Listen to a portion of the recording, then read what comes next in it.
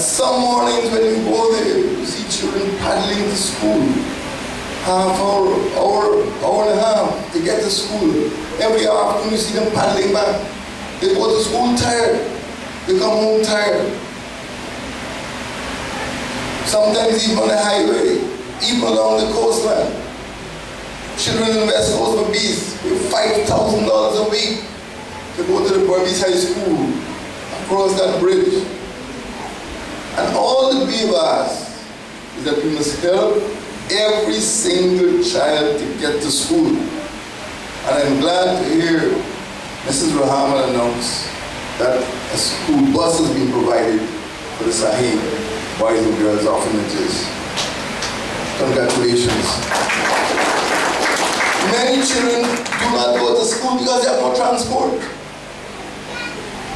And many parents do not even like to send their girl children to certain schools because they don't want their girl children to overnight in those dormitories, and they want transport to bring them back. That is what the people want, transportation. I went to a place in the Rukununi called Parishar, and when I came out of my meeting, school was just coming out. Every single child that I saw in Parishar, in the middle of the Rukununi savannas, was barefooted. Not a single child was wearing shoes.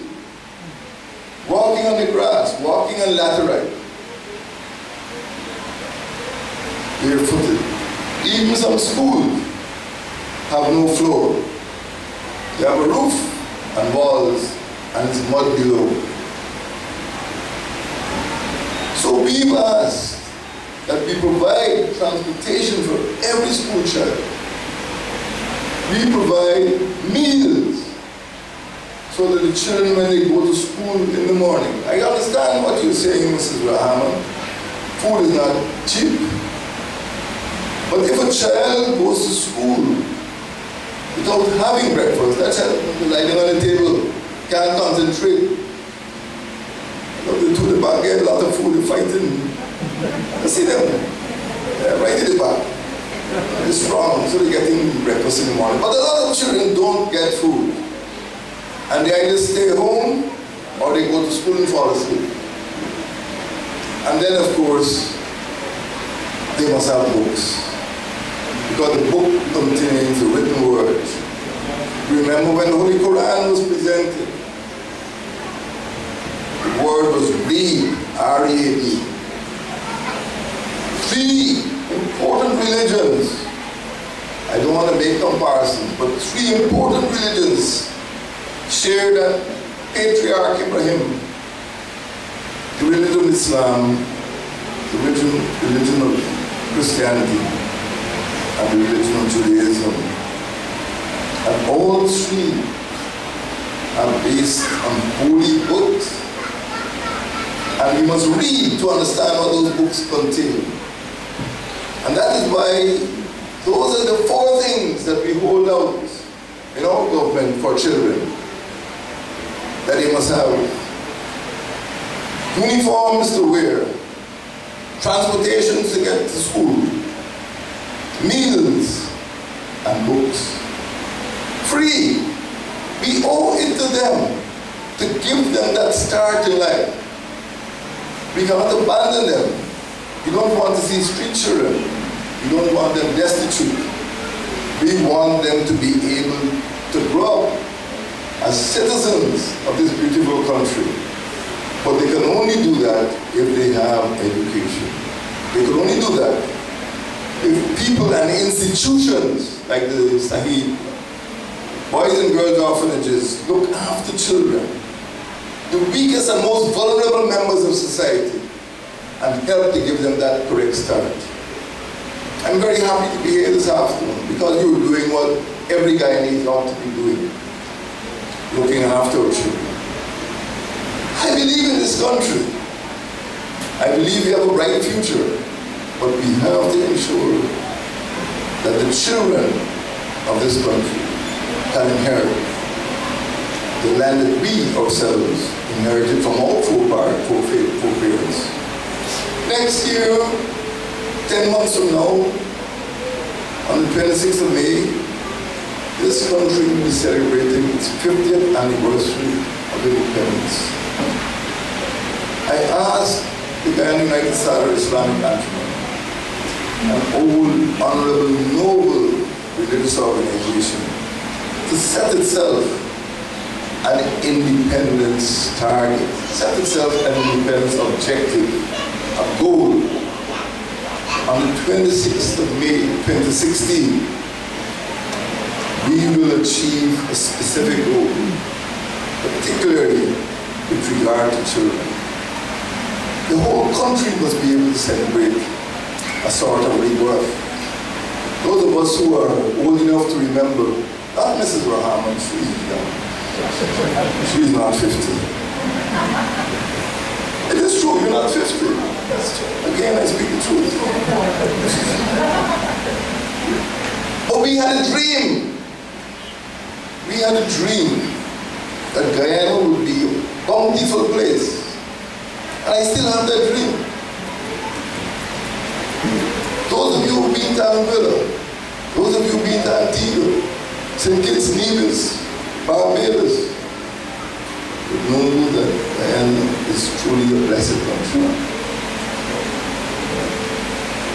But who will possess that country?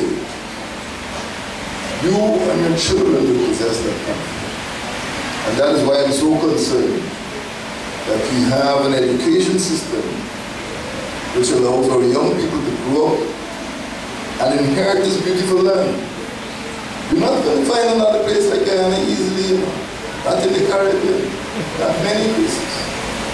Go to Region 8 and see the mountains, the most beautiful waterfalls. Go to see the savannas of the Rupununi, the biggest and most exciting animals in the world, the largest eagle in the world, the largest river otter in the world, the largest lily, the Amazon lily, which we have in our coat of arms, the Victoria lily, the largest lily in the world. We are one of the most beautiful countries in the world. And this is what I want to pass on to the next generation there, the boys and girls of Guyana. But we have much work to do. So I call on all of you, whether you are Muslims, Christians, Jews, or non-believers, to think about the future of this country and help organizations like the Guyana United Salary Islamic Anjuman and Shaheed Boys and Girls Orphanages, because they are doing God's work.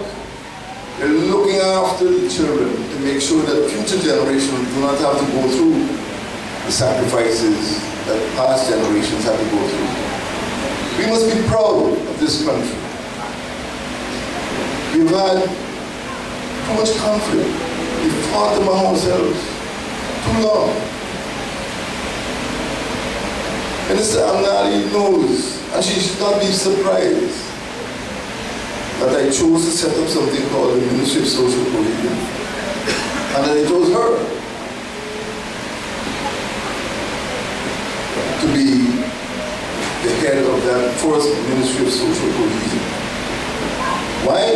Because there's been too much social division in this country, holding this country back. You speak to the people in the islands of the Caribbean. They long for Guyana's gold. They long for Guyana's timber. They long for Guyana's rivers. They long for Guyana's size. What has been holding us back? It isn't the absence of timber and gold and diamonds and bauxite and manganese and sugar and rice. It is the absence of national unity. It's the absence of cohesion. Any one of you who's traveled overseas would know that if Guyanese can come together, Muslim and Christian, Hindu and unbeliever, coastland and hinterland, Indian, African, Chinese, Amerindian, Portuguese, mixed, if we can come together, we we can be a happy country. I'm not interested in power. I'm not interested in dominating any other country. I'm interested in the good life. Every Guyanese is entitled to that good life. And today, I am proud to stand before you and thank the Ghanaian United Standard Islamic Anjuman, the Rahman family, which has been synonymous with the Anjuman over the years. Thank the management committee of the Shaheed Boys and Girls Orphanages for helping to give hundreds of Guyanese children that good life. Thank you, may God bless you. Young ladies from the Girls Orphanages to come forward and give the President a hug. And she's one of the top young ladies in the performance. She has gotten 3 A's and 3 B plus in her work, so we want to encourage the rest of the children in the orphanages to continue to work hard. And if you listen to His Excellency carefully, I'm very happy to say it's good to know we have a president who's human being first and then president. Because only a human being would care about our people. Only a human being would care about the children that goes to school without footwear, the children that has to sit sometimes in mud, the children that has to sit and rest their foot in mud, bare feet. And only a president who is a human being would think about that. And I'm happy to say we have one such president in our country today. Thank you very much, His Excellency. And I know he would have said he's over 50, but I still doubt him he's over 50. But I would like to think it's his weight he's talking about. I would like to think it's 50 kg he's talking about, because I didn't mention years. So we still congratulate him, thank him very much for being here. And I'm going to ask our band to just give us one more rendition from them before we wrap things up this afternoon. So over to the hymn response. Recently. So, Mr. President, we would like to wish you all the best, and we would like to dedicate this poetry for you.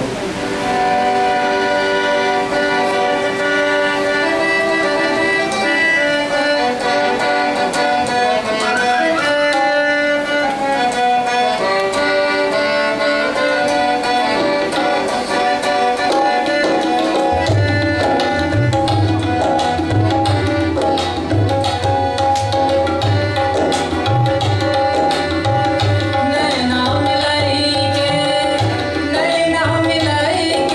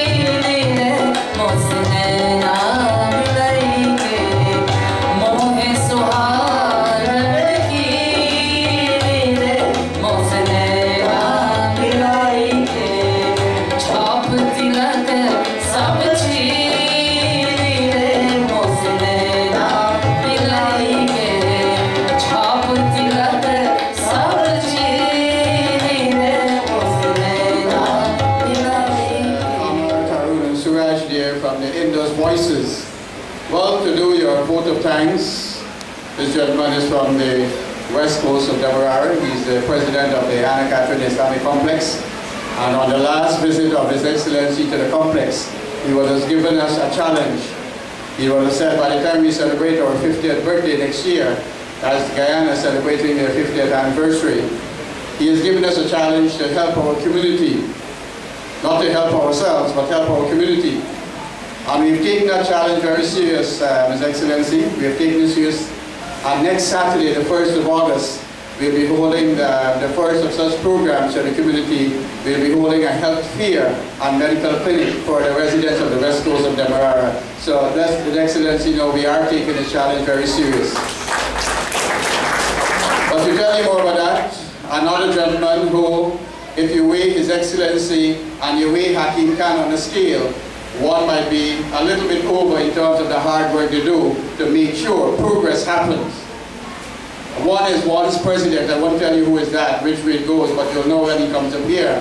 Because I'm going to ask our brother Hakeem, who's also the secretary of this Shaheed Boys and Girls Orphanages board, and to hold the fort of a president of the Islamic complex and the secretary of this board is not an easy task, I can tell you that.